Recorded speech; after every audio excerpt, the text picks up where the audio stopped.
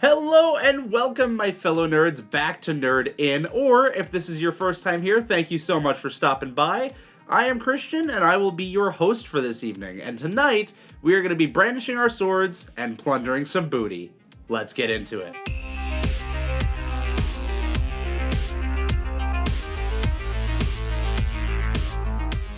Alright, so obviously you read the title before clicking on this video, so you know that tonight we are going to be talking about Libertalia Winds of Galecrest, a fantastically themed pirate board game.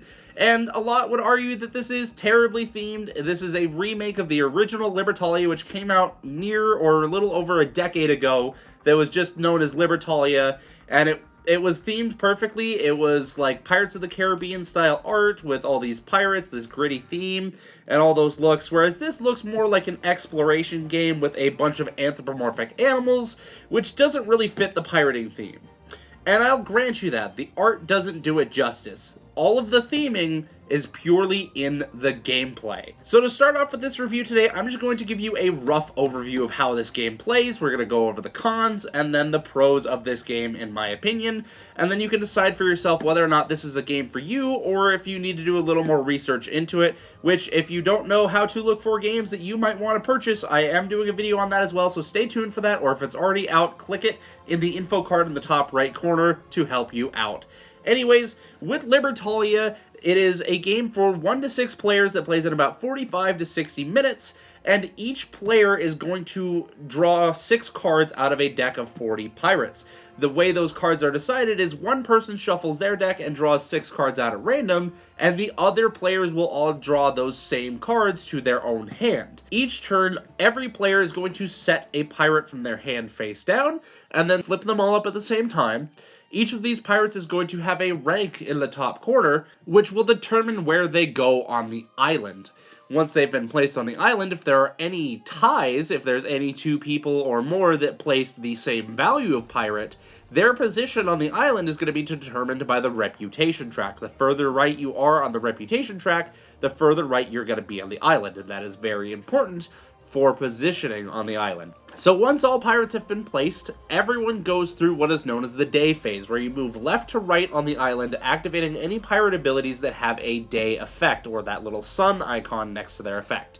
You activate those from left to right, resolving them all individually, and then after the day phase, you go through the dusk phase, where you go right to left. Now, when you do the dusk phase, you activate any pirate's abilities that have the dusk symbol on them, or that purple sunset, and after any of those are taken care of, then that player with that character grabs a loot tile from the day. So the further right you are on the track, you will have better dibs at the treasure. Then players will take their characters from the island and place them on their ships, which is just a play area in front of them, and then every player gets to activate any night abilities, which is shown by the moon symbol.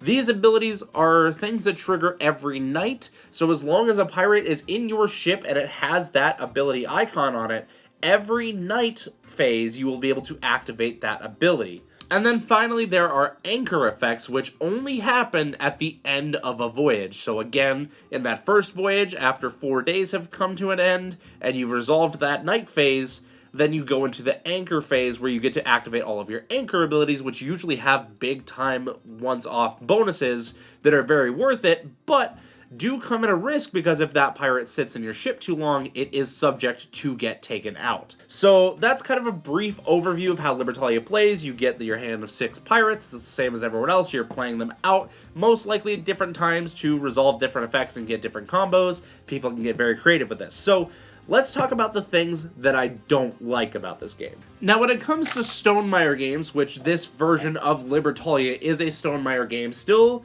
designed by Paolo Mori, but put into a Stonemaier setting, Stonemaier usually doesn't miss on their components. They are exceptionally good at having good components, albeit even if their games aren't all that well organized all the time, which this is the exception. And while they didn't miss on many things in this game, the treasure chests, even though they're just simple cardboard, do feel quite nice and act fairly well. They're nothing to be super excited about, but they did turn out quite well for what they are. I am very pleased with them. Loot tile reminders here, this is just a blank one, but these are quite nice to have to the game. with how they function and what they do, and they don't feel that bad either. They're a nice hard cardboard at the very least, so those are good.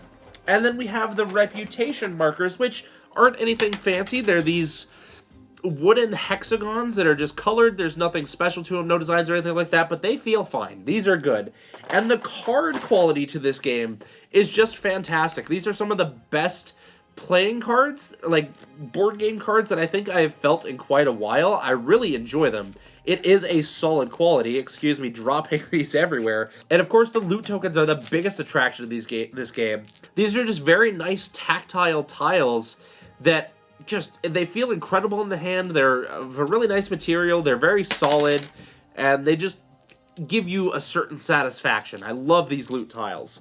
The one place where Stonemaier really missed in designing Libertalia Winds of Galecrest is these coins, these doubloons. They are, I mean, it's the same cardboard material that all of the other stuff in this game is made out of, and that's fine, but they feel so cartoonish. They don't really hold the same weight as a coin would. It feels like a missed detail, and they did try to amend this. They do have metal doubloons that are designed specifically for this game, but to get those, you're shelling out over half the price of the game itself, and I can understand why it wasn't included in the box, because yes, that is going to increase the value of this game so much, but there had to have been a different way to do it. I mean, they have these, what I'm assuming is acrylic tokens for the loot tiles, and they just give us this really chintzy cardboard that just, it feels like it came straight out of like some 5-year-old's cartoon that barely even made it on Disney Channel. I mean, these are the only thing really that bugs me about this game. There are a couple of other small grievances, but this is the really big one. I mean, it's nice that they have the container for it. I do appreciate that much, but at the same time, it also doesn't feel like in a lot of games that there's enough of these doubloons. We often run out of the 5s, or we'll start to get very low on the 3s, even when we're breaking down the coins, and it's just rough. I mean, especially once you get to that third voyage, you've got all these combos going off, you have 6 days of adventuring.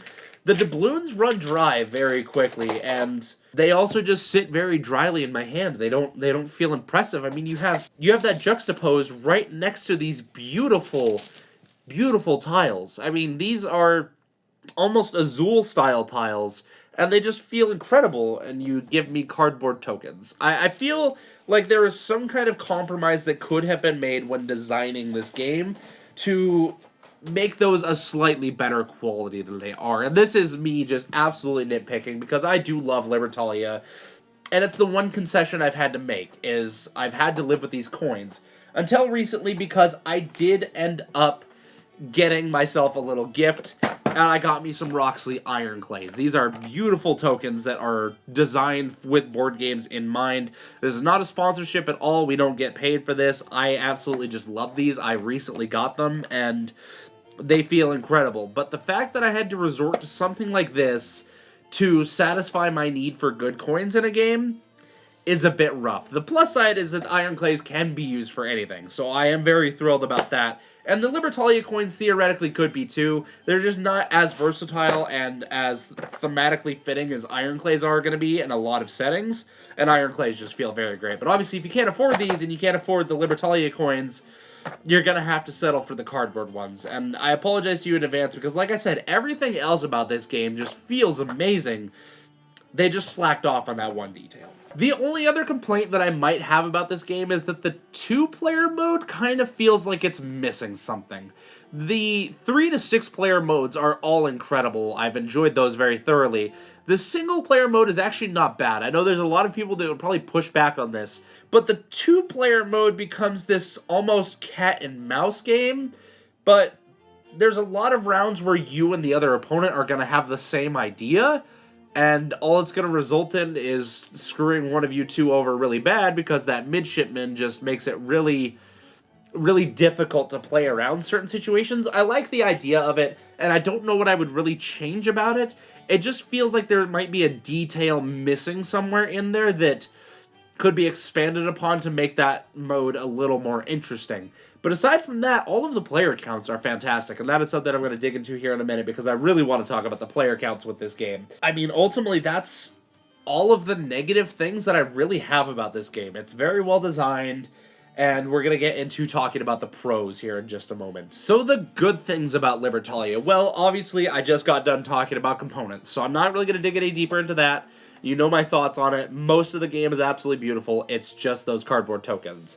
But as far as the gameplay itself, the first thing I want to talk about is the player counts, because I think that is probably the most important thing when it comes to Libertalia Winds of Galecrest. So this is advertised as a 1-6 player game, but really what that ends up being is you get like 3 or 4 different games in one box at different player counts. Now let me explain. So the 3 to 6 player modes all play out the same. You get loot tokens equal to the number of players they are. You're each dealing out a pirate each turn to try to fight for those loot tokens and get off your effects. And that is very important. So at 3 players, it becomes this kind of mind game, this almost Mexican standoff situation where it's you and 2 other people all trying to beat each other for these loot tokens, and you're actively thinking about what the other players could play. At 4 players, it starts to get a little more chaotic. At the 4 to 6 player count, there's almost no theorizing on what everyone else is going to play because there's just too much to think about. So at that point, you're just going after what you want to do, only to find out that somebody else decided that they wanted to screw over whoever was thinking the most efficiently. So it becomes this interesting game that really does end up making you feel like pirates. That 4 to 6 player count is where you really get the piratry feel of it, because you have this group of people that's all backstabbing each other and all fighting after the same stuff, dogpiling on each other, and just creating problems all around while also developing their own strategies.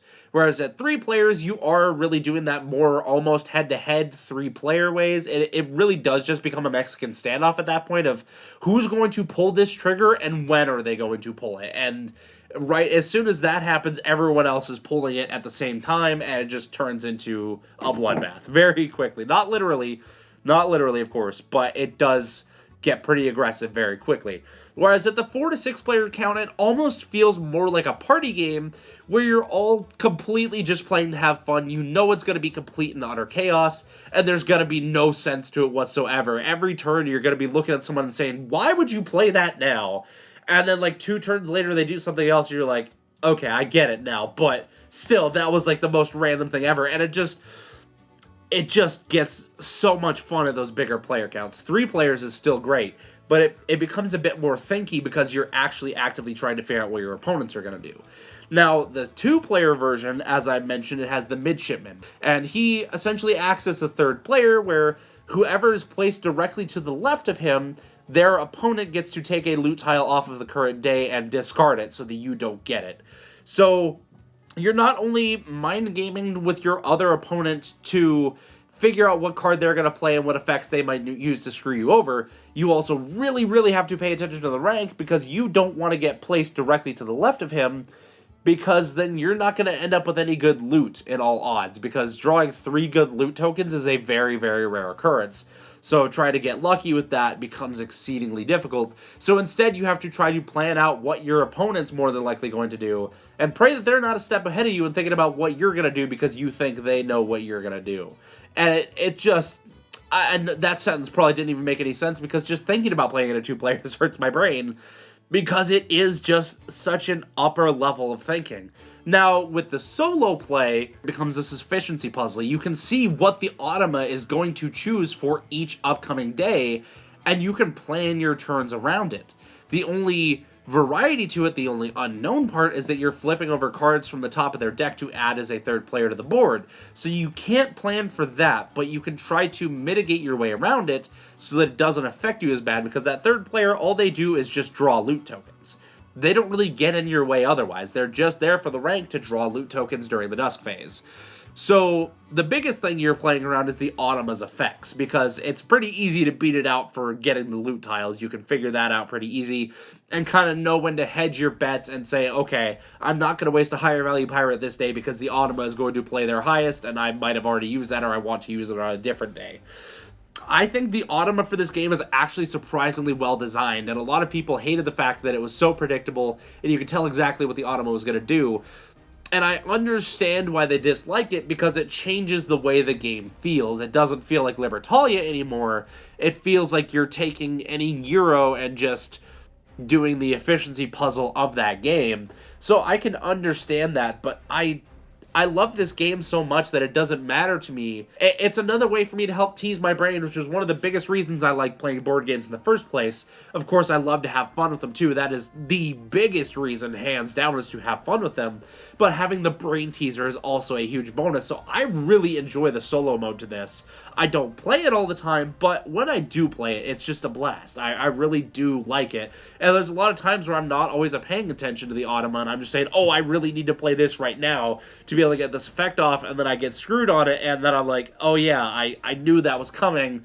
I played myself. So take that as you will. Not everyone is going to like the solo mode to this game. A lot of people are probably going to see this as a 3-6 player game, and that's fully understandable. If that's your crowd, if that's the way you want to play this game, go for it. I like the fact that there's essentially 3 different versions of Libertalia that you get in this one box, and for the cost of one game.